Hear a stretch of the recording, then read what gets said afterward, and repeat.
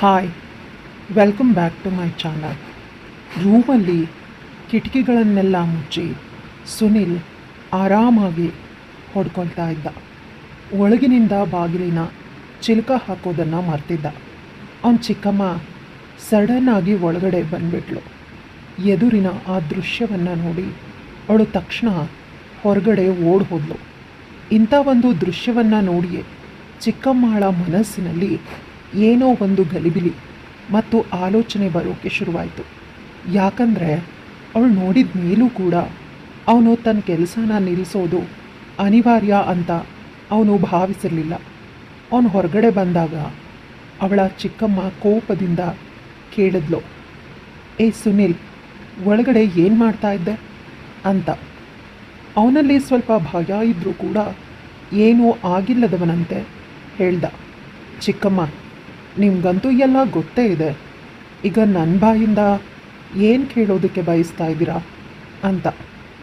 ಆಗ ಚಿಕ್ಕಮ್ಮ ಹೇಳಿದ್ಲು, ಸರಿ, ಆದರೆ ನೀನು ನನ್ನನ್ನು ನೋಡಿದ ಮೇಲಾದರೂ ನಿನ್ನ ಕೆಲಸನ ನಿಲ್ಲಿಸಬೇಕಾಗಿತ್ತು. ಆಗ ಅವನು ಹೇಳ್ದ, ಚಿಕ್ಕಮ್ಮ, ನೀವು ಅದೇ ಸಮಯದಲ್ಲಿ ನನ್ನ ಕೋಣೆಗೆ ಬಂದರೆ ರೂಮಿಗೆ ಬರ್ತೀರಿ ಅಂತ ನನಗೆ ಹೇಗೆ ಗೊತ್ತಾಗ್ತಾ ಇತ್ತು. ಆದರೂ ನಾನು ಏನೂ ತಪ್ಪು ಮಾಡಿಲ್ಲ ಬಿಡಿ. ಈ ವಯಸ್ಸಲ್ಲಿ ಎಲ್ಲ ಹುಡುಗರು ಮಾಡೋದನ್ನೇ ನಾನು ಮಾಡಿದ್ದು ಅಂದ. ಆಗ ಚಿಕ್ಕಮ್ಮ ಹೇಳಿದ್ಲು, ಈ ವಿಷಯವಲ್ಲ, ಆದರೆ ಯಾರಾದರೂ ಆ ಕೆಲಸ ಮಾಡೋದನ್ನು ನೋಡಿದ್ರೆ ಅವ್ರಿಗೂ ಕೂಡ ಅದನ್ನೇ ಮಾಡಬೇಕು ಅಂತನೋ ಆಸೆ ಉಂಟಾಗತ್ತೆ ಅಂತ ನಿನಗೆ ಗೊತ್ತಿಲ್ವಾ? ಆಗ ಸುನಿಲ್ ಹೇಳ್ದ, ಹಾಗಾದರೆ ಚಿಕ್ಕಮ್ಮ, ನಿಮಗೂ ಇದನ್ನು ಮಾಡೋಕ್ಕೆ ಆಸೆ ಇದೆ ಅಂತ ಆಯಿತು. ಆಗ ಚಿಕ್ಕಮ್ಮ ಹೇಳಿದ್ಲು, ನನಗೂ ತುಂಬ ಆಸೆ ಇದೆ, ಆದರೆ ನಿನಗೆ ಗೊತ್ತಿದೆಯಲ್ಲ ನಿಮ್ಮ ಚಿಕ್ಕಪ್ಪ ಎಷ್ಟು ದಿನಗಳಿಂದ ಹೊರಗೋಗಿದ್ದಾರೆ, ಮತ್ತು ನಾನು ಕೂಡ ಒಬ್ಬಳೇ ಇದೆಲ್ಲವನ್ನು ಹೇಗೆ ಮಾಡಲಿ ಅಂತ. ಆಗ ಸುನಿಲ್ ಹೇಳ್ದ, ಚಿಕ್ಕಮ್ಮ, ನೀವು ಬೇಸರ ಮಾಡ್ಕೊಳ್ದೇ ಇದ್ದರೆ ನಾನು ನಿಮಗೆ ಸಹಾಯ ಮಾಡ್ತೀನಿ. ನಾನು ನಿಮ್ಮ ಜೊತೆ ಚೆನ್ನಾಗಿ ಆ ಕೆಲಸನ ಮಾಡಬಲ್ಲೆ ಅಂತ ಹೇಳಿಬಿಟ್ಟ. ಆಗ ಚಿಕ್ಕಮ್ಮ ಕೋಪದಿಂದ ಹೇಳಿದ್ಲು, ನಿನಗೆ ತಲೆ ಕೆಟ್ಟಿದೆಯಾ? ಯಾಕೆ ಏನೇನೋ ಮಾತಾಡ್ತಾ ಇದೆಯಾ ಅಂತ. ಚಿಕ್ಕಮ್ಮ ಇನ್ನೂ ಏನಾದರೂ ಹೇಳೋ ಮೊದಲೇ ತಕ್ಷಣ ಸುನೀಲ್ ಅಲ್ಲಿಂದ ಓಡಿ ಹೋಗ್ಬಿಟ್ಟ.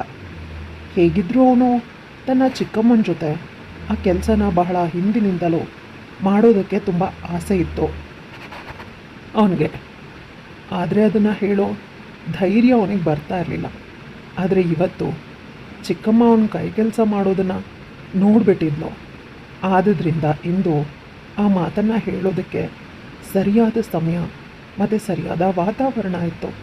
ಅದಕ್ಕಾಗಿ ಅವನು ತನ್ನ ಆ ಆಸೆಯನ್ನು ಹೇಳೇ ಬಿಟ್ಟ. ಇದರಿಂದ ಅವನಿಗೆ ಒಂದು ವಿಷಯ ತಿಳಿಯಿತು, ಯಾವುದೇ ಮಾತನ್ನು ಹೇಳೋದಕ್ಕೆ ಒಂದು ಸರಿಯಾದ ಸಮಯ ಇರುತ್ತೆ, ಮತ್ತು ಆ ಸಮಯ ಬಂದಾಗ ಮಾತಾಡಿಬಿಡಬೇಕು.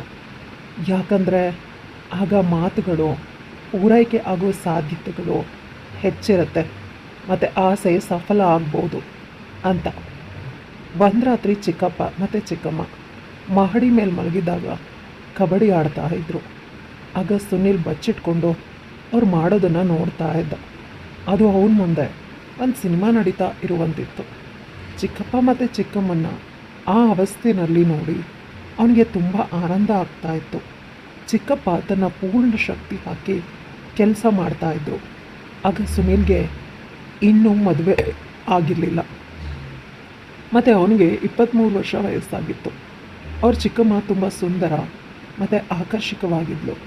ಅವಳು ಯಾವಾಗಲೂ ಅವನೊಂದ ಜೊತೆ ತಮಾಷೆ ಮಾಡ್ತಾಯಿದ್ಲು. ಚಿಕ್ಕಮ್ಮ ಮತ್ತು ಅವನ ನಡುವೆ ಒಂದು ಒಳ್ಳೆಯ ಸ್ನೇಹದ ಸಂಬಂಧ ಇತ್ತು. ಚಿಕ್ಕಮ್ಮ ಆ ಮನೆಗೆ ಹೊಸದಾಗಿ ಮದುವೆಯಾಗಿ ಬಂದಾಗ ಅವಳಿಗೆ ತುಂಬ ಅಹಂಕಾರ ಇತ್ತು, ಮತ್ತು ಆ ಅಹಂಕಾರ ಇರೋದು ಸಹಜನೂ ಆಗಿತ್ತು. ಯಾಕಂದರೆ ಅವಳು ಯಾವುದೇ ಹೀರೋಯಿನ್ಗಿಂತನೂ ಕಡಿಮೆ ಇರಲಿಲ್ಲ. ಚಿಕ್ಕಮ್ಮ ಎತ್ತರ ಚೆನ್ನಾಗಿತ್ತು, ಕಣ್ಣುಗಳು ದುಂಡಗಿದ್ವು ಮತ್ತು ಬಣ್ಣ ಬೆಳ್ಳಗಿತ್ತು. ಅವಳ ಮೈಕಟ್ಟು ಕೂಡ ತುಂಬಾ ಚೆನ್ನಾಗಿತ್ತು. ಅವಳು ಯಾವಾಗಲೂ ಸುನಿಲ್ನ ಕಡೆ ನೋಡ್ತಾ ಇದ್ಲು. ಅವಳ ನೋಟ ಅವನ ಎದೆನ ಸೀಳುವಂತಾಗಿತ್ತು. ಅಂದರೆ ಆ ಥರ ಅವಳು ಲುಕ್ ಕೊಡ್ತಾ ಇದ್ಲು. ಆದರೆ ಅವನು ಏನೇ ಮಾತಾಡಿದ್ರೂ ಅವಳು ಮುಖ ತಿರುಗಿಸ್ತಾ ಇದ್ಲು. ಆಗಲೇ ಅವಳೊಳಗೆ ಸೌಂದರ್ಯದ ಅಹಂಕಾರ ತುಂಬಿದೆ ಅಂತ ಹೇಳಿ ಅವನಿಗೆ ಅರ್ಥ ಆಗಿತ್ತು. ಸುನಿಲ್ನ ಚಿಕ್ಕಪ್ಪ ಒಂದು ಕಂಪನಿನಲ್ಲಿ ಕೆಲಸ ಮಾಡ್ತಾಯಿದ್ರು. ಅವ್ರು ಕೆಲಸ ಮಾಡೋ ಸ್ಥಳ ಮನೆಯಿಂದ ಸುಮಾರು ಒಂದು 90 ಕಿಲೋಮೀಟರ್ ದೂರ ಇತ್ತು. ಆದ್ದರಿಂದ ಅವರು ವಾಪಸ್ ಬರೋವಾಗ ಮಧ್ಯರಾತ್ರಿ ಆಗಿಬಿಡ್ತಾಯಿತ್ತು. ಮತ್ತು ಕೆಲವೊಮ್ಮೆ ಅವರು ಬರ್ತಾನೇ ಇರಲಿಲ್ಲ. ಅಲ್ಲಿಯೇ ಹಲವಾರು ದಿನಗಳಿಗೆ ಉಳಿತಾ ಇದ್ದರು. ಯಾಕಂದರೆ ಪ್ರತಿದಿನ ಅಷ್ಟೊಂದು ದೂರ ಬಂದು ಹೋಗೋದು ತುಂಬ ಕಷ್ಟ ಆಗ್ತಾ ಇತ್ತು. ಚಿಕ್ಕಪ್ಪ ಮನೆಗೆ ಬರದೇ ಇದ್ದಾಗ ಚಿಕ್ಕಮ್ಮ ತನ್ನ ರೂಮಲ್ಲಿ ಒಬ್ಬಳೇ ಇರ್ತಾಯಿದ್ಲು. ಸುನಿಲ್ನ ಚಿಕ್ಕಮ್ಮ ಒಬ್ಬಂಟಿಯಾಗಿ ತಲೆಮಳಿಸೋದನ್ನು ಸುಮಾರು ಬಾರಿ ನೋಡಿದ್ದ. ಮತ್ತು ಚಿಕ್ಕಪ್ಪ ಮಧ್ಯರಾತ್ರಿ ಮನೆಗೆ ಬರ್ತಾರೆ. ಕೆಲವೊಮ್ಮೆ ಮಾತ್ರ ಚಿಕ್ಕಮ್ಮನ ಜೊತೆ ಕಬಡ್ಡಿ ಆಡ್ತಾರೆ, ಕೆಲವೊಮ್ಮೆ ಇಲ್ಲ ಅಂತ ಹೇಳಿ ಮಲಗಿಬಿಡ್ತಿದ್ರು. ಇದನ್ನು ಅವನು ಗಮನಿಸಿದ್ದ. ಚಿಕ್ಕಮ್ಮಳಿಗೆ ಎಷ್ಟು ಪ್ರೀತಿಯ ಅಗತ್ಯ ಇದೆಯೋ ಅಷ್ಟು ಪ್ರೀತಿಯನ್ನು ಚಿಕ್ಕಪ್ಪ ಕೊಡೋದಕ್ಕೆ ಸಾಧ್ಯ ಆಗ್ತಾ ಇಲ್ಲ ಅಂತ ವಿಷಯ ಅವನಿಗೆ ಚೆನ್ನಾಗಿ ಅರ್ಥ ಆಗಿತ್ತು. ಒಂದಿನ ಬೆಳಗ್ಗೆ ಸುನೀಲ್ ಚಿಕ್ಕಮ್ಮ ತುಂಬ ಬೇಜಾರಲ್ಲಿರೋದನ್ನು ಕಂಡ. ಅವನವಳನ್ನು ಕೇಳ್ದ, ಚಿಕ್ಕಮ್ಮ ಏನಾಯಿತು, ನೀವಿಷ್ಟು ಉದಾಸೀನರಾಗಿರೋದು ಯಾಕೆ ಅಂತ. ಆಗ ಚಿಕ್ಕಮ್ಮ ಹೇಳಿದ್ಲು, ನನ್ನ ಆರೋಗ್ಯ ಸರಿಯಿಲ್ಲ ಸುನೀಲ್ ಅಂತ. ನಂತರ ಸುನೀಲ್ ಅವಳಿಗಾಗಿ ಮೆಡಿಕಲಿಂದ ಔಷಧಿನೂ ತಂದುಕೊಟ್ಟ. ಔಷಧಿನ ಸೇವಿಸಿ ಚಿಕ್ಕಮ್ಮ ಅವ್ರ ರೂಮ್ಗೆ ಹೋದಳು. ಸ್ವಲ್ಪ ಸಮಯದ ನಂತರ ಅವಳ ಆರೋಗ್ಯದ ಬಗ್ಗೆ ವಿಚಾರಿಸೋದಕ್ಕೆ ಸುನೀಲ್ ಅವಳ ರೂಮ್ಗೆ ಹೋದಾಗ ಅವಳಿಗೆ ತುಂಬ ಜ್ವರ ಇತ್ತು. ಆಗ ಅವನು ಹೇಳ್ದ, ಚಿಕ್ಕಮ್ಮ ಇವತ್ತು ಚಿಕ್ಕಪ್ಪ ಮನೆಗೆ ಬರ್ತಾರೋ ಅಥವಾ ಇಲ್ವೋ ಅಂತ. ಆಗ ಚಿಕ್ಕಮ್ಮ ಹೇಳಿದ್ಲು, ಅವರ ಆಫೀಸ್ ಕೆಲಸದ ಮೇಲೆ ಕೆಲವು ದಿನಗಳ ಕಾಲ ಹೊರಗೋಗಿದ್ದಾರೆ ಅಂತ. ಆಗ ಸುನೀಲ್ ಆಲೋಚಿಸ್ದ, ಈಗ ಏನು ಮಾಡೋದು ಚಿಕ್ಕಮ್ಮ, ಸ್ಥಿತಿ ಹದಗೆಡ್ತಾ ಇದೆ. ಆಗ ಅವನಿಗೆ ನೆನಪಾಯಿತು, ತನ್ನ ಗೆಳೆಯನ ತಂದೆ ಡಾಕ್ಟರ್ ಅಂತ. ಅಂದ ತಕ್ಷಣ ತನ್ನ ಗೆಳೆಯನಿಗೆ ಫೋನ್ ಮಾಡಿ ಹೇಳ್ದ, ಅಣ್ಣ ನಿನ್ನಿಂದ ಒಂದು ಸಹಾಯ ಬೇಕಿತ್ತು. ಅವನು ಹೇಳು ಏನು ಕೆಲಸ ಅಂತಂದ. ಆಗ ಸುನೀಲ್ ಹೇಳ್ದ, ಬೇಗ ನಿಮ್ಮ ತಂದೆನ ನಮ್ಮ ಮನೆ ಕಳಿಸು, ನಮ್ಮ ಚಿಕ್ಕಮ್ಮನ ಆರೋಗ್ಯ ತುಂಬ ಹದಗೆಟ್ಟಿದೆ. ಅವನು ಸರಿ ಆಯಿತು, ಈಗಲೇ ಕಳಿಸ್ತೀನಿ ಅಂತಂದ. ಸ್ವಲ್ಪ ಸಮಯದ ನಂತರ ಡಾಕ್ಟರು ಬಂದರು. ಅವ್ರ ಚಿಕ್ಕಮ್ಮಂಗೆ ಒಂದು ಇಂಜೆಕ್ಷನ್ನ ನೀಡಿ ಕೆಲವು ಔಷಧಿಗಳನ್ನು ಬರ್ಕೊಟ್ರು. ಸುಮಾರು 1 ಗಂಟೆ ನಂತರ ಚಿಕ್ಕಮ್ಮಳಿಗೆ ಆರಾಮಾಗೋದಕ್ಕೆ ಶುರುವಾಯಿತು. ಮಾರದಿನ ಬೆಳಗ್ಗೆ ಸುನೀಲ್ ಬಾತ್ರೂಮ್ಗೆ ಹೋಗ್ತಾ ಇರಬೇಕಾದ್ರೆ ಚಿಕ್ಕಮ್ಮ ಹೇಳಿದ್ಲು, ಸುನೀಲ್ 1 ನಿಮಿಷ ಇಲ್ಬಾ ಅಂತ. ಅವನು ಹೋದಾಗ ಚಿಕ್ಕಮ್ಮ ಹೇಳಿದ್ಲು, ದಯವಿಟ್ಟು ನನ್ನ ಕ್ಷಮಿಸು ಅಂತ. ಆಗ ಸುನೀಲ್ ಕೇಳ್ದ, ಯಾವ ವಿಷಯಕ್ಕಾಗಿ ಅಂತ. ಆಗ ಚಿಕ್ಕಮ್ಮ ಹೇಳಿದ್ಲು, ನಾನು ಈ ಮನೆಗೆ ಬಂದಾಗಿಂದ ಒಮ್ಮೆನೂ ನಿನ್ನ ಜೊತೆ ಸರಿಯಾಗಿ ಮಾತಾಡಿಲ್ಲ, ಆದರೆ ನೀನು ನನ್ನನ್ನು ಇಷ್ಟೊಂದು ಚೆನ್ನಾಗಿ ನೋಡ್ಕೊಳ್ತಾ ಇದೆಯಾ. ಸುನೀಲ್ ಹೇಳ್ದ, ಪರವಾಗಿಲ್ಲ ಚಿಕ್ಕಮ್ಮ, ನಾನು ನಿಮ್ಮನ್ನು ನನ್ನವರು ಅಂತ ಭಾವಿಸ್ತೀನಿ. ನಂತರ ಅವನು ತನ್ನ ಮನಸ್ಸಿನ ಮಾತನ್ನು ಹೇಳಿಬಿಡೋಣ ಅಂತ ಯೋಚನೆ ಮಾಡ್ದ. ಆದರೆ ಮತ್ತೆ ಯೋಚನೆ ಮಾಡಿ, ಈಗ ಮನಸ್ಸಿನ ಮಾತನ್ನು ಹೇಳೋದು ಮೂರ್ಖತನ ಆಗಬಹುದು, ಇದು ಸರಿಯಾದ ಸಮಯ ಅಲ್ಲ. ಯಾಕಂದರೆ ಈಗಷ್ಟೇ ಚಿಕ್ಕಮ್ಮ ತನ್ನ ಕಡೆ ಆಕರ್ಷಿತಳಾಗಿದ್ದಾಳೆ ಮತ್ತು ಮಾತಾಡ್ತಾ ಇದ್ದಾಳೆ. ಈಗಲೇ ಎಲ್ಲನೂ ಹೇಳಿದರೆ ಅವಳು ಕೋಪ ಮಾಡ್ಕೊಳ್ಬಹುದು. ಆದ್ದರಿಂದ ಮೊದಲು ಚಿಕ್ಕಮ್ಮ ಹೆಚ್ಚಿನ ಪ್ರೀತಿನ ಪಡಿಬೇಕು, ಆಮೇಲೆ ಹೇಳೋದು ಸರಿ ಅಂತ ಹೇಳಿ ಭಾವಿಸ್ದ. ಅದರ ನಂತರ ಸುನೀಲ್ ಮತ್ತು ಚಿಕ್ಕಮ್ಮನ ನಡುವೆ ತುಂಬ ಒಳ್ಳೆಯ ಸ್ನೇಹ ಬೆಳೀತು. ಈಗ ಅವನು ಚಿಕ್ಕಮ್ಮನ ಪ್ರತಿಯೊಂದು ಮಾತನ್ನು ಕೇಳ್ತಾ ಇದ್ದ ಮತ್ತು ಅವಳು ಹೇಳಿದ ಕೆಲಸನ ತಕ್ಷಣವೇ ಮಾಡಿಬಿಡ್ತಾ ಇದ್ದ. ಚಿಕ್ಕಮ್ಮನ ಮೇಲೆ ಅಷ್ಟೊಂದು ಪ್ರೀತಿ ಇತ್ತು ಅವನಿಗೆ. ಇದರಿಂದ ಚಿಕ್ಕಮ್ಮ ಕೂಡ ಈಗ ಅವನ ಕಡೆಗೆ ಸ್ವಲ್ಪ ವಾಲಿ ಕೇಳ್ಕೊಂಡ್ಳು. ಒಂದಿನ ಚಿಕ್ಕಮ್ಮ ಹೇಳಿದ್ಲು, ಸುನೀಲ್ ನಿಮ್ಮ ಚಿಕ್ಕಪ್ಪ ಯಾವಾಗಲಾದರೂ ಒಮ್ಮೆ ಮನೆಗೆ ಬರ್ತಾರೆ. ಅವ್ರು ಇಲ್ಲದೇ ಇದ್ದಾಗ, ನಾನು ಒಬ್ಬಳೇ ಮಲಗಿದ್ದಾಗ ನನಗೆ ವಿಚಿತ್ರ ಕನಸುಗಳು ಬೀಳುತ್ತೆ. ಇದರಿಂದ ನನಗೆ ತುಂಬ ಭಯ ಆಗತ್ತೆ. ಹಾಗಾಗಿ ನೀನು ರಾತ್ರಿ ನನ್ನ ರೂಮಿಗೆ ಬರ್ತಾ ಇರು, ನಾವಿಬ್ಬರು ಮಾತಾಡೋಣ ಅಥವಾ ಸಿನಿಮಾ ನೋಡೋಣ. ಒಬ್ಬಳೇ ಇರೋದಕ್ಕೆ ನನಗೆ ಮನಸ್ಸೇ ಬರೋದಿಲ್ಲ. ಆಗ ಸುನೀಲ್ ತನ್ನ ಮನಸ್ಸಲ್ಲಿ ಯೋಚನೆ ಮಾಡ್ದ, ಚಿಕ್ಕಮ್ಮ ತನಗೆ ಸುಳಿವು ನೀಡ್ತಾ ಇದ್ದಾಳೆ ಅಂತ. ಈಗ ತನ್ನ ಮಾತನ್ನು ನೇರವಾಗಿ ಹೇಳೋದು ಸುಲಭ ಆಯಿತು. ಆಮೇಲೆ ಅವನು ಚಿಕ್ಕಮ್ಮನ ರೂಮ್ಗೆ ಹೋದ. ಚಿಕ್ಕಮ್ಮ ಮನೆ ಕೆಲಸ ಮಾಡ್ತಾ ಇದ್ಲು. ಚಿಕ್ಕಮ್ಮನನ್ನು ನೋಡಿ ಅವನ ಮನಸ್ಸು ತುಂಬ ಚಂಚಲ ಆಯಿತು. ಮತ್ತು ಅವನು ತನ್ನ ಮೊಬೈಲಲ್ಲಿ ವೀಡಿಯೋನ ನೋಡೋದಕ್ಕೆ ಶುರು ಮಾಡ್ದ. ವೀಡಿಯೋದ ಶಬ್ದ ಜಾಸ್ತಿನೇ ಇತ್ತು ಮತ್ತು ಅದು ರೂಮ್ಗೆಲ್ಲ ಕೇಳಿಸ್ತಾ ಇತ್ತು. ಹೊರಗಿಂದ ಯಾರಾದರೂ ಬರ್ತಾ ಇದ್ದಾರಾ ಅಂತ ಹೇಳಿ ತಿಳಿಯೋದಕ್ಕೆ ಅವನು ಬಾಗಿಲಿನ ಕಡೆ ಮುಖ ಮಾಡಿ ಕೂತ್ಕೊಂಡಿದ್ದ. ಸುನೀಲ್ ತನ್ನ ಮನಸ್ಸಲ್ಲಿ ವಿಡಿಯೋ ನೋಡ್ತಾ ಆನಂದಿಸ್ತಾ ಇದ್ದ. ಅಷ್ಟೊಂದು ಚೆನ್ನಾಗಿದ್ವು ಆ ವಿಡಿಯೋಗಳು. ಆಗ ಚಿಕ್ಕಮ್ಮ ಯಾವ ಕೋಣೆ ಒಳಗಡೆ ಬಂದ್ಲು ಅಂತ ಅವನಿಗೆ ಗೊತ್ತಾಗಲೇ ಇಲ್ಲ. ಚಿಕ್ಕಮ್ಮ ಕೂಡ ಹಿಂದೆ ಬಂದು ಸೈಲೆಂಟಾಗಿ ಆ ವಿಡಿಯೋ ನೋಡ್ತಾ ಇರೋದು ಸುನೀಲ್ಗೆ ತಿಳಿಯಲೇ ಇಲ್ಲ. ನಂತರ ಚಿಕ್ಕಮ್ಮ ಸ್ವಲ್ಪ ಕೆಮ್ಮದ್ಲು. ಅವನ ವಿಡಿಯೋದಿಂದ ಕಣ್ ತೆಗೆದು ನೋಡಿದಾಗ ಚಿಕ್ಕಮ್ಮ ಹಿಂದೆ ನಿಂತಿದ್ಲು. ತುಂಬ ಕೋಪದಿಂದ ನನ್ನನ್ನೇ ನೋಡ್ತಾ ಇದ್ಲು. ಅಂದ ತಕ್ಷಣ ವಿಡಿಯೋನ ಆಫ್ ಮಾಡಿ ಗಾಬರಿ ಆಗಿಬಿಟ್ಟ. ಚಿಕ್ಕಮ್ಮ ಅವನ ಕಿವಿ ಹಿಡಿದು ಕೇಳಿದ್ಲು, ನೀನು ಏನು ಮಾಡ್ತಾ ಇದೆಯಾ ಅಂತ, ನಿನಗೆ ಗೊತ್ತಿದೆಯಾ ಅಂತ. ಅವನ ನಾಚಿಕೆಯಿಂದ ತಪ್ಪಾಯ್ತು ಚಿಕ್ಕಮ್ಮ, ನಾನು ಸ್ವಲ್ಪ ಮೂಡಲ್ಲಿದ್ದೆ, ಹಾಗಾಗಿ ವಿಡಿಯೋ ನೋಡ್ತಾ ಇದ್ದೆ. ನೀವು ಸಡನ್ನಾಗಿ ಬಂದಿದ್ದರಿಂದ ಸ್ವಲ್ಪ ಗಾಬರಿ ಆಯಿತು ಅಂದ. ಅವಳು ಹೇಳಿದ್ಲು, ಸರಿ ಈಗ ನಿನಗೆ ಗಾಬರಿ ಆಗ್ತಾ ಇಲ್ವಾ ಅಂತ.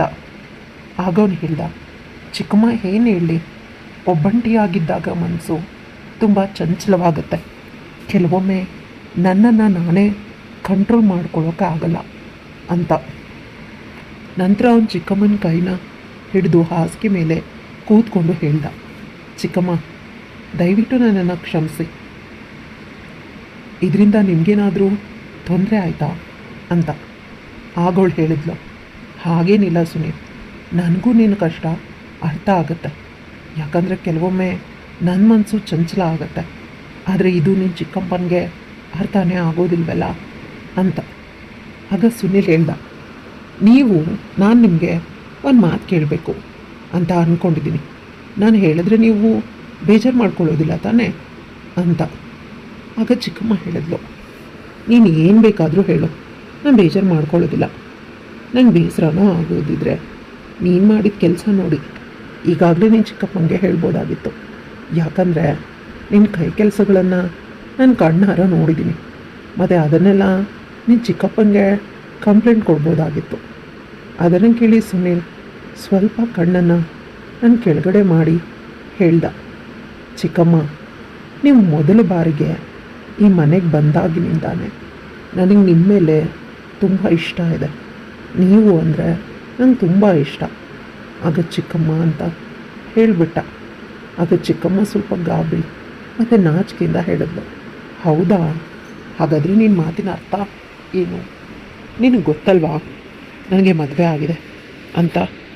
ಆಗೋನು, ಓ ಚಿಕ್ಕಮ್ಮ, ನಾನು ಆ ರೀತಿ ಹೇಳಲಿಲ್ಲ, ಮತ್ತು ಇನ್ಯಾವ ರೀತಿ ನೀನೇ ಹೇಳು, ಏನು ಮಾಡೋಣ ಅಂತ. ಆಗ ಸುನೀಲ್ ಹೇಳ್ದ, ಚಿಕ್ಕಮ್ಮ ನಾನು ನಿಮ್ಮ ಜೊತೆ ಒಂದು ಸಲ ಅದನ್ನು ಆದರೆ ನಿಮ್ಮ ಜೊತೆ ಕಬಡ್ಡಿ ಆಡ್ಬೋದಾ ಅಂತಂದ. ಅದನ್ನು ಹೇಳುವಾಗ ಅವನಲ್ಲಿ ಸ್ವಲ್ಪ ಭಯ ಇತ್ತು. ಚಿಕ್ಕಮ್ಮ ಹೇಳಿದ್ರು, ಸುನೀಲ್ ಇದು ಹೇಗೆ ಸಾಧ್ಯ? ಈ ವಿಷಯ ಏನಾದರೂ ನಿನ್ನ ಚಿಕ್ಕಪ್ಪಂಗೆ ಗೊತ್ತಾಗ್ಬಿಟ್ರೆ ಅವ್ರು ನಿನ್ನನ್ನು ಮತ್ತು ನನ್ನನ್ನು ಸುಮ್ಮನೆ ಬಿಡೋದೇ ಇಲ್ಲ. ಸುನೀಲ್ ಹೇಳ್ದ, ಚಿಕ್ಕಮ್ಮ ನೀವು ಯಾರಿಗೂ ಗೊತ್ತಾಗದಂತೆ ಈ ಕೆಲಸನ ಮಾಡೋಣ. ಚಿಕ್ಕಮ್ಮ ಹೇಳಿದ್ಲು, ಇಲ್ಲ, ನಾನು ನಿನ್ನ ಜೊತೆ ಅದೆಲ್ಲ ಮಾಡೋದಕ್ಕೆ ಸಾಧ್ಯನೇ ಇಲ್ಲ ಅಂತ. ಆಗ ಸುನೀಲ್ ಹೇಳ್ದ, ಚಿಕ್ಕಮ್ಮ ನಾನು ನಿಮಗೆ ಮಾತು ಕೊಡ್ತಾ ಇದ್ದೀನಿ, ಈ ವಿಷಯ ನಮ್ಮಿಬ್ಬರನ್ನ ಬಿಟ್ಟು ಮೂರನೇ ವ್ಯಕ್ತಿಗೆ ತಿಳಿಯೋದಿಲ್ಲ ಅಂತ. ಆಗ ಚಿಕ್ಕಮ್ಮ ಹೇಳಿದ್ಲು, ಆದರೆ ಸುನೀಲ್ ನಾನೇನು ಚಿಕ್ಕಮ್ಮ ಅಂತ. ಅದಕ್ಕೆ ಸುನೀಲ್ ಹೇಳ್ದ, ಅದಕ್ಕೇನಂತೆ, ನಾವೇನು ತಪ್ಪು ಮಾಡ್ತಾ ಇಲ್ವಲ್ಲ. ಆಗ ಚಿಕ್ಕಮ್ಮ ಹೇಳಿದ್ಲು, ನಿನಗೆ ಗೊತ್ತೇ ಇದೆ, ನಿನ್ನ ಚಿಕ್ಕಪ್ಪ ಮಧ್ಯರಾತ್ರಿ ತುಂಬ ಸುಸ್ತಾಗಿ ಮನೆಗೆ ಬರ್ತಾರೆ. ಅವ್ರು ತುಂಬ ದಂಡಿರ್ತಾರೆ. ಅದರಿಂದ ಅವ್ರು ಅಪರೂಪಕ್ಕೊಮ್ಮೆ ನನ್ನನ್ನು ಸಂತೋಷ ಪಡ್ತಾರೆ. ಹೌದು ಚಿಕ್ಕಮ್ಮ, ನನಗೆ ಚಿಕ್ಕಪ್ಪನ ಬಗ್ಗೆ ಎಲ್ಲನೂ ಗೊತ್ತು. ನೀವು ಸುಮ್ಮನೆ ಖುಷಿಯಾಗಿರುವಂತೆ ನಟಿಸ್ತಾ ಇದ್ದೀರ ಅಂತಾನೂ ಗೊತ್ತು. ಇದನ್ನು ಕೇಳಿದ ಕೂಡಲೇ ಚಿಕ್ಕಮ್ಮನ ಮುಖ ಬಾಡು ಹೋಯಿತು. ನಂತರ ಅವ್ರ ಮುಖನ ನೋಡಿ ಸುನೀಲ್ಗೆ ಸತ್ಯ ತಿಳಿಯಿತು. ಆಗ ಚಿಕ್ಕಮ್ಮ ಹೇಳಿದ್ರು, ಸುನೀಲ್ ನೀನು ಹೇಳ್ತಾ ಇರೋದು ಸರಿ, ಆದರೂ ನಾವು ಮಾಡ್ತಾ ಇರೋದು ತಪ್ಪು ಅಂತ ಅನ್ನಿಸ್ತಿದೆ. ಆದರೂ ಸರಿ ಬಿಡು, ನಾನು ನಿಮ್ಮ ಚಿಕ್ಕಪ್ಪನ ಜೊತೆ ಖುಷಿಯಾಗಿಲ್ಲ. ಅವ್ರು ದೂರದಿಂದ ಬರ್ತೀನಿ ದಣ್ದಿದ್ದೀನಿ ಅಂತ ಹೇಳಿ ಮಲಗಿಬಿಡ್ತಾರೆ. ದಿನಾವು ನಾನು ಅವ್ರನ್ನ ಒತ್ತಾಯಿಸೋದಕ್ಕೆ ಸಾಧ್ಯ ಇಲ್ಲ. ಅವ್ರಿಗೆ ನನ್ನ ಬಗ್ಗೆ ಕಾಳಜಿ ಇರಬೇಕು. ಅವ್ರು ಕೇವಲ ಅವ್ರಿಗೆ ಬೇಕಾದಾಗ ಮಾತ್ರ ಪ್ರೀತಿ ಮಾಡ್ತಾರೆ. ನನ್ನ ಮೂಡ್ ಹೋಗಿದೆ ಅಂತ ಹೇಳಿ ಅವರು ಯೋಚನೆನೇ ಮಾಡೋದಿಲ್ಲ. ಈ ಮಾತುಗಳನ್ನು ಕೇಳಿ ಸುನಿಲ್ ದಂಗಾದ. ಹಾಗೆ ಹೇಳ್ದ, ಚಿಕ್ಕಮ್ಮ, ಅದಕ್ಕಾಗಿಯೇ ನಾನು ನಿಮ್ಮ ಬಗ್ಗೆ ಅಷ್ಟೊಂದು ಕಾಳಜಿ ವಹಿಸ್ತೀನಿ ಮತ್ತು ನಾನು ನಿಮ್ಮನ್ನು ಸಂತೋಷಪಡಿಸಬಲ್ಲೆ ಅಂತ ಹೇಳ್ತಾ ಇದ್ದೀನಿ ಅಂತ. ಆಗ ಚಿಕ್ಕಮ್ಮ ಅವ್ನ ಕೆನ್ನನ ಬಿಗಿಯಾಗಿ ಹಿಂಡಿದ್ಲು. ಇನ್ನೇನು ಅವ್ರ ಆಟ ಶುರು ಆಗಬೇಕು ಅನ್ನೋಷ್ಟರಲ್ಲಿ ಕೈಗೆ ಬಂದು ತುತ್ತು ಬಾಯಿಗೆ ಬರಲಿಲ್ಲ ಅನ್ನೋ ಹಾಗೆ ಚಿಕ್ಕಮ್ಮ, ಎಲ್ಲ ಕಣೋ, ಇದು ತುಂಬ ತಪ್ಪು ಅಂತ ಹಿಂದೆ ಸರಿದ್ಬಿಟ್ಲು. ಆದರೆ ಇವನು ಬಿಡಬೇಕಲ್ಲ. ಅವಳ ಹತ್ರ ಹೋಗಿ ಒಮ್ಮೆ ಅವಳನ್ನು ಜೋರಾಗಿ ತಕ್ಕೊಂಡ್ಬಿಟ್ಟ. ಅವಳು ಬೇಡ, ಇದು ತಪ್ಪು ಅಂತ ತಳ್ಳೋಕೆ ಟ್ರೈ ಮಾಡಿದ್ಲು. ಆಗ ಅವನು ಹೇಳ್ದ, ಚಿಕ್ಕಮ್ಮ, ನಿಮ್ಮ ಒಳಗಿನ ತಳಮಳ ನಂಗೆ ಅರ್ಥ ಆಗತ್ತೆ. ನಾನು ಮತ್ತೊಮ್ಮೆ ನಿಮ್ಗೆ ಹೇಳ್ತಾ ಇದ್ದೀನಿ, ಈ ಥರ ಅವಕಾಶ ಮತ್ತೆ ಸಿಗೋದಿಲ್ಲ.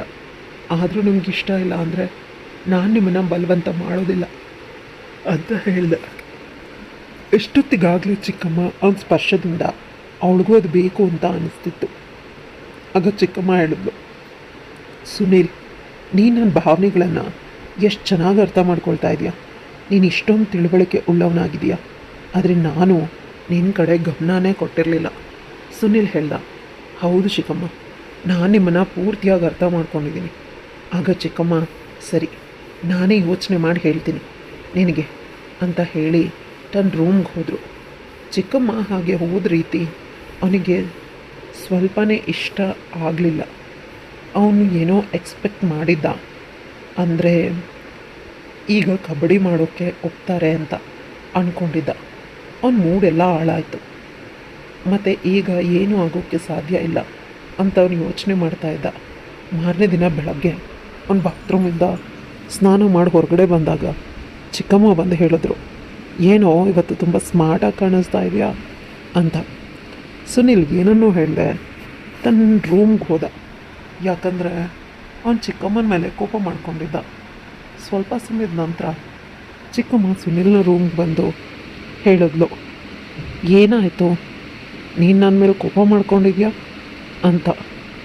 ಅದಕ್ಕೆ ಸುನಿಲ್ ಹೇಳ್ದ, ನೀವು ನನ್ನ ರೂಮಿಂದ ಹೋಗಿ ಮತ್ತು ನಿಮ್ಮ ಕೆಲಸನ ನೋಡ್ಕೊಳ್ಳಿ, ನಾನು ನಿಮ್ಮ ಜೊತೆ ಮಾತಾಡೋದಕ್ಕೆ ಬಯಸೋದೇ ಇಲ್ಲ ಅಂತ. ನಂತರ ಅವನು ತನ್ನ ಕೆಲಸಕ್ಕೆ ಹೊರಗಡೆ ಹೋದ. ಅವನು ಸಂಜೆ ಮನೆಗೆ ಬಂದಾಗ ಚಿಕ್ಕಪ್ಪ ಕೂಡ ಮನೆಗೆ ಬಂದಿರೋದನ್ನು ನೋಡ್ದ. ಈಗ ಅವ್ನ ಮೂಡ್ ಇನ್ನೂ ಹಾಳಾಯಿತು. ಏನನ್ನೋ ಎಕ್ಸ್ಪೆಕ್ಟ್ ಮಾಡಿದ, ಅದು ಆಗಿರಲಿಲ್ಲ. ಯಾಕಂದರೆ ಈಗ ಅವನ ಕನಸೊಂದು ನನಸಾಗೆ ಹುಡುಗ್ಬಿಡುತ್ತೆ ಅಂತ ಅಂದ್ಕೊಂಡಿದ್ದ. ಚಿಕ್ಕಪ್ಪ ಅವನನ್ನು ನೋಡಿ, ಸುನಿಲ್ ಹೇಗಿದೆಯಾ ಅಂತಂದರು. ಅವನು ಹೌದು ಚೆನ್ನಾಗಿದ್ದೀನಿ ಅಂತ ಹೇಳಿ ತನ್ನ ರೂಮ್ಗೆ ಹೋದ. ಸ್ವಲ್ಪ ಸಮಯದ ನಂತರ ಚಿಕ್ಕಪ್ಪ ಅವನನ್ನು ಊಟಕ್ಕೆ ಕರೆದ್ರು. ಅವರೆಲ್ಲರೂ ಊಟಕ್ಕೆ ಕೂತು ಇದ್ದರು. ಸುನಿಲ್ ಚಿಕ್ಕಮ್ಮನ ಕಡೆಗೆ ನೋಡ್ತಾ ಇದ್ದ.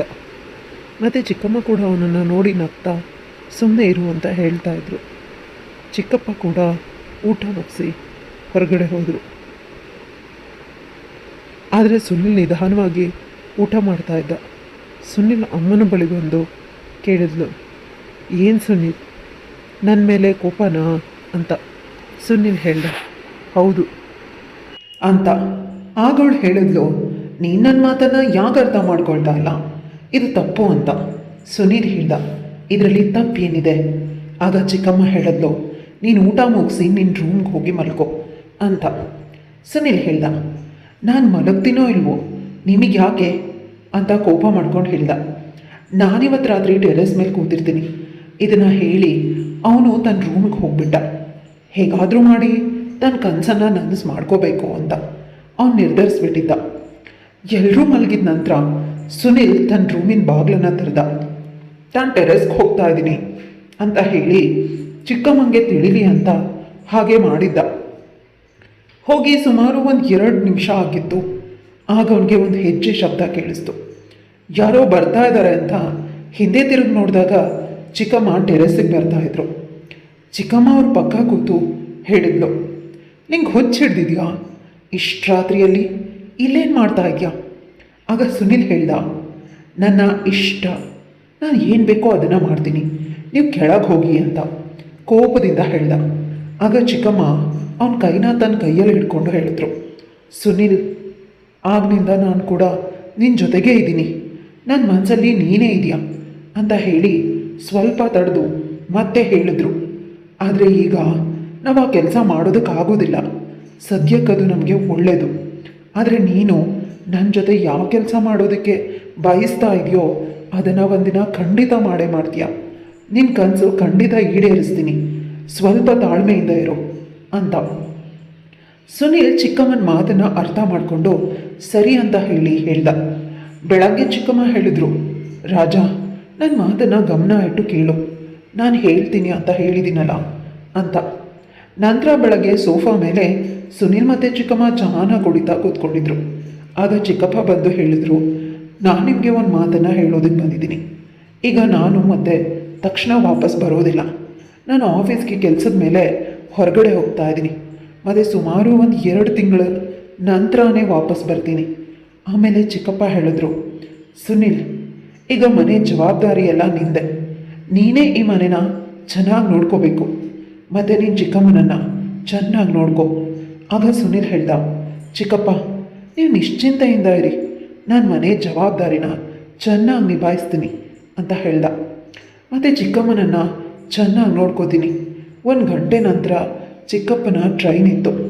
ಸುನಿಲ್ ಅವನನ್ನು ಕರ್ಕೊಂಡು ರೈಲ್ವೆ ಸ್ಟೇಷನ್ಗೆ ಹೋಗಿ ಟ್ರೈನ್ ಹತ್ತಿಸಿ ಬಂದ. ಅವನ ಮನೆಗೆ ಬಂದಾಗ ಚಿಕ್ಕಮ್ಮ ಅಳ್ತಾ ಇದ್ರು. ಅವನು ಕೇಳ್ದ, ಚಿಕ್ಕಮ್ಮ, ಏನಾಯಿತು, ಯಾಕೆ ಅಳ್ತಾ ಇದ್ದೀರಾ ಅಂತ. ಅಳ್ದೆ ಏನು ಮಾಡಲಿ, ನಿನ್ನ ಚಿಕ್ಕಪ್ಪ ಈಗಾಗಲೇ ಎಷ್ಟೋ ದಿನಗಳ ನಂತರ ಆಗಾಗ ಬರ್ತಾ ಇದ್ರು. ಅವರೀಗ ಡೈರೆಕ್ಟಾಗಿ ಸುಮಾರು 2 ತಿಂಗಳ ನಂತರ ಬರ್ತಾ ಇದ್ದಾರೆ ಅಂತ ಹೇಳ್ತಾ ಇನ್ನೂ ಅಳೋದಕ್ಕೆ ಶುರು ಮಾಡಿದ್ರು.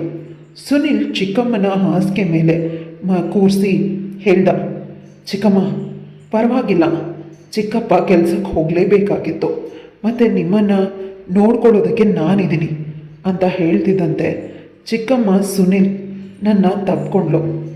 ಇಲ್ಲಿ ಸುನಿಲ್ಗೆ ಒಂದು ಆಶ್ಚರ್ಯ ಕಾಡಿತ್ತು. ಯಾಕಂದರೆ ಚಿಕ್ಕಪ್ಪ ಹೋಗುವಾಗ ಚಿಕ್ಕಮ್ಮ ಯಾವುದೋ ಹಳೆಯ ಸೀರೆ ಹಾಕಿದ್ಲು. ಆದರೆ ರೈಲ್ವೆ ಸ್ಟೇಷನಿಂದ ವಾಪಸ್ ಬರೋದ್ರೊಳಗಡೆ ಚಿಕ್ಕಮ್ಮ ಸ್ನಾನ ಮಾಡಿ ಹೊಸ ಸೀರೆ ಹಾಕ್ಕೊಂಡು ರೆಡಿ ಆಗಿದ್ಲು. ನನಗನ್ನಿಸ್ತು, ಇವಳಿಗ ನನ್ನ ಜೊತೆ ಕಬಡ್ಡಿ ಆಡೋಕ್ಕೆ ರೆಡಿ ಆಗಿದ್ದಾಳೆ, ಮತ್ತು ಸುಮ್ಮನೆ ಅಳೋ ಥರ ನಾಟಕ ಮಾಡ್ತಿದ್ದಾಳೆ ಅಂತ. ಇದರ ನಂತರ ಅವನು ಏನನ್ನೋ ಹೇಳ್ದೆ ಸುಮ್ಮನೆ ಇದ್ದ. ಅದನ್ನು ಅರ್ಥ ಮಾಡಿಕೊಂಡ ಚಿಕ್ಕಮ್ಮ ತಾನೇ ಮೆಲ್ಲನೆ ಕಬಡ್ಡಿ ಕೆಲಸ ಆರಂಭಿಸಿದ್ಲು. ಯಾಕಂದರೆ ಚಿಕ್ಕಮ್ಮ ಈಗ ಪೂರ್ತಿಯಾಗಿ ಸಿದ್ಧಳಾಗಿದ್ಲು ಎಲ್ಲದಕ್ಕೂ. ಅವಳು ಏನನ್ನೂ ನೋಡದೆ ತನ್ನೆಲ್ಲ ಪ್ರೀತಿನ ಅವನಿಗೆ ನೀಡಿದ್ಲು. ಸುನಿಲ್ ಕೂಡ ಹಿಂದೆ ಸರಿಲಿಲ್ಲ. ಇಲ್ಲ, ಚಿಕ್ಕಪ್ಪ ಯಾವಾಗಲೂ ಚಿಕ್ಕಮ್ಮನನ್ನು ಅರ್ಧದಲ್ಲೇ ಬಿಟ್ಬಿಡ್ತಾ ಇದ್ರು. ಆದರೆ ಇವತ್ತು ಆ ಕೊರತೆನ ಸುನಿಲ್ ಪೂರೈಸ್ತಾ ಇದ್ದ. ಅವನು ಇಡೀ ರಾತ್ರಿ ಚಿಕ್ಕಮ್ಮನ ಸೇವೆ ಮಾಡ್ದ ಮತ್ತು ತುಂಬ ಆನಂದಿಸ್ದ. ಚಿಕ್ಕಮ್ಮ ಕೂಡ ಮನಸಾರೆ ಪ್ರೀತಿನ ತೋರಿಸ್ತಾ ಇದ್ಲು ಮತ್ತು ವಿಭಿನ್ನ ರೀತಿಯಲ್ಲಿ ವಿಭಿನ್ನ ಶಬ್ದಗಳನ್ನು ಮಾಡ್ತಾ ಪೂರ್ತಿಯಾಗಿ ಸುಖವನ್ನು ಪಡೆದ್ಲು. ಸುಮಾರು 3 ಗಂಟೆ ಆಗಿತ್ತು. ಮತ್ತು ನಂತರ ಅವರಿಬ್ಬರು ಜೊತೆಗೆ ಮಲ್ಕೊಂಡ್ರು. ನೆಕ್ಸ್ಟ್ ಡೇ ಚಿಕ್ಕಮ್ಮ ಎದ್ದಾಗ ಅವಳ ಮುಖದಲ್ಲಿ ಒಂದು ಖುಷಿ ಎದ್ದು ಕಾಣಿಸ್ತಾ ಇತ್ತು. ಆಮೇಲೆ ಚಿಕ್ಕಮ್ಮ ಅವನ ಕೈಯನ್ನು ಹಿಡಿದು ಹೇಳಿದ್ಲು, ಸುನಿಲ್, ನೀನು ಯಾವಾಗಿಂದ ತಳಮಳಿಸ್ತಾ ಇದ್ದೆ ಅನ್ನೋದು ನನಗೆ ಗೊತ್ತಿಲ್ಲ, ಆದರೆ ನೀನು ನನಗೆ ನೀಡಿದ ಖುಷಿಗಾಗಿ ತುಂಬ ಥ್ಯಾಂಕ್ ಯು ವೆರಿ ಮಚ್ ಅಂತ. ಆಗ ಸುನಿಲ್ ಹೇಳ್ದ, ನೀವು ನನ್ನ ಮಾತನ್ನೇ ಕೇಳ್ತಾ ಇರಲಿಲ್ವಲ್ಲ, ಮತ್ತು ಇವತ್ತು ನೋಡಿ ನಿಮ್ಮ ಮುಖದ ಮೇಲೆ ನಗು ಎಷ್ಟೊಂದು ಚೆನ್ನಾಗಿದೆ, ನೀವು ಒಳಗಿಂದ ಎಷ್ಟೊಂದು ಖುಷಿಯಾಗಿದ್ದೀರಾ ಅಂತ ನಿಮ್ಮ ಮುಖ ಹೇಳ್ತಾ ಇದೆ. ನಂತರ ಚಿಕ್ಕಮ್ಮ ಅವನನ್ನು ತಪ್ಕೊಂಡು ಥ್ಯಾಂಕ್ ಯು ನನ್ನ ಬಂಗಾರ ಅಂತ ಹೇಳಿದ್ಲು. ಆವತ್ತಿನಿಂದ ಸುನಿಲ್ ತನ್ನ ಚಿಕ್ಕಮ್ಮನ ಕೋಣೆಯಲ್ಲಿ ಅವಳ ಜೊತೆ ಮಲಗೋದಕ್ಕೆ ಶುರು ಮಾಡ್ದ. ಮತ್ತೀಗ ಅವರಿಬ್ಬರು ಪ್ರತಿದಿನ ಖುಷಿಯಾಗೋದಕ್ಕೆ ಪ್ರಾರಂಭ ಮಾಡಿದರು. ಕತೆ ಇಲ್ಲಿಗೆ ಮುಗಿಯುತ್ತೆ. ಕತೆ ಇಷ್ಟ ಆಗಿದ್ರೆ ಲೈಕ್, ಶೇರ್, ಕಮೆಂಟ್ ಮಾಡೋದನ್ನು ಮರಿಬೇಡಿ. ಇಂತಹ ಇನ್ನಷ್ಟು ಇಂಟ್ರೆಸ್ಟಿಂಗ್ ಕತೆಗಳಿಗಾಗಿ ನನ್ನ ಚಾನಲ್ನ ಸಬ್ಸ್ಕ್ರೈಬ್ ಮಾಡ್ಕೊಳ್ಳಿ.